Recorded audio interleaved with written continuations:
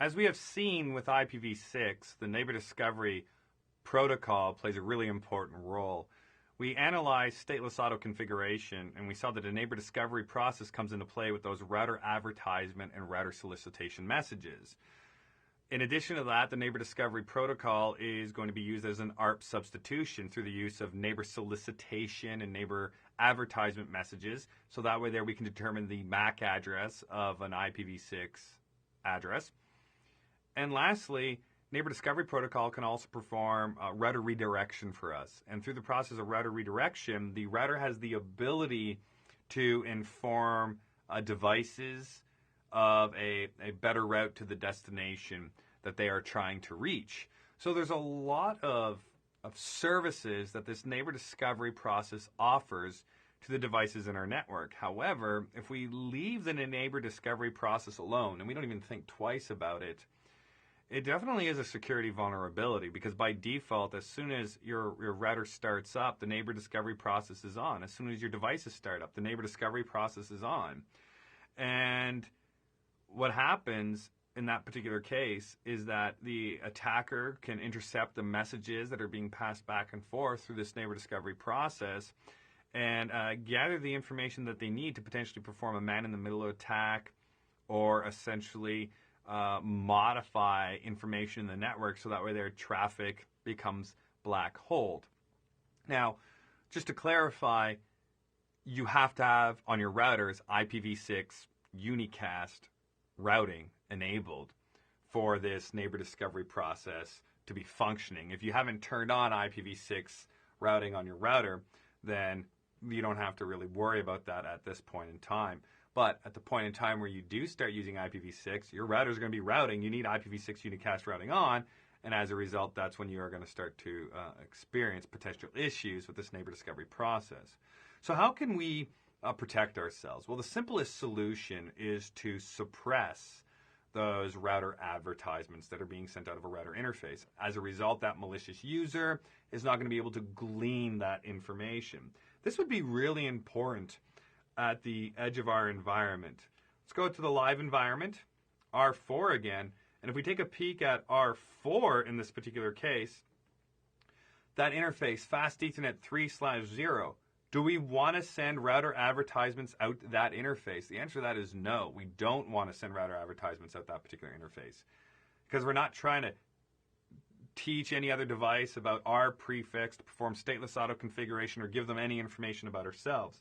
So we can go to that particular interface, fast Ethernet 3/0, and to protect ourselves and to change that behavior of the neighbor discovery process, we can type in the IPv6 address, neighbor discovery command, and then we can specify RA for the router advertisement control. So RA, and then we can say suppress. I want to suppress the router advertisements that are coming or leaving this particular interface. So you can prune these router advertisements in your organization. You can prune them at the edge of your network to make sure that you are not giving out information to potential malicious users out that interface, which they can then use to perform the attacks that we mentioned just a little while ago. Now, another thing you want to be aware of is that if you have multiple routers connected to a local link, those routers are going to be sending out router advertisements. And the clients are now going to receive router advertisements from multiple routers on that link on that local link they're connected to. This can cause some issues. For example, if I receive a router advertisement from two different routers, I now have two different default gateways I can use. And as a client, I'm going to put both of them in my default gateway information. However, it sounds better than it actually is. And the reason why is because our PC can only use one of them. And that'll be the one at the top of the list when you look at the output of ipconfig. So since we can only use one of them, if that router goes down, are we going to use the other one? No, it doesn't automatically fail over.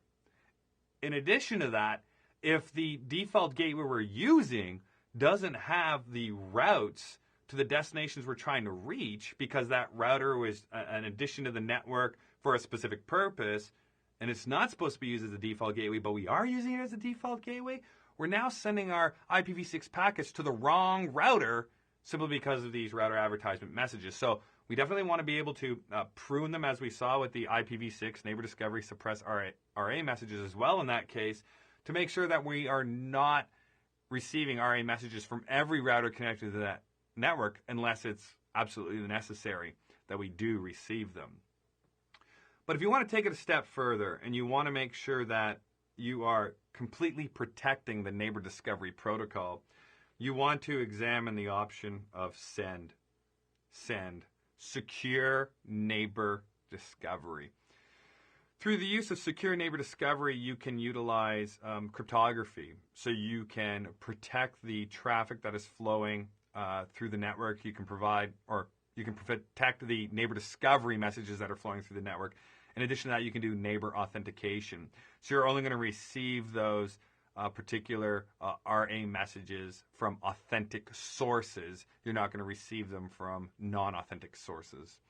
In addition to that, though, it's going to require public, private keys, certificates, and all of that fun stuff. But it is a way to enhance the security of the neighbor discovery protocol. And if security is paramount to your organization, you definitely want to take a look at secure neighbor discovery.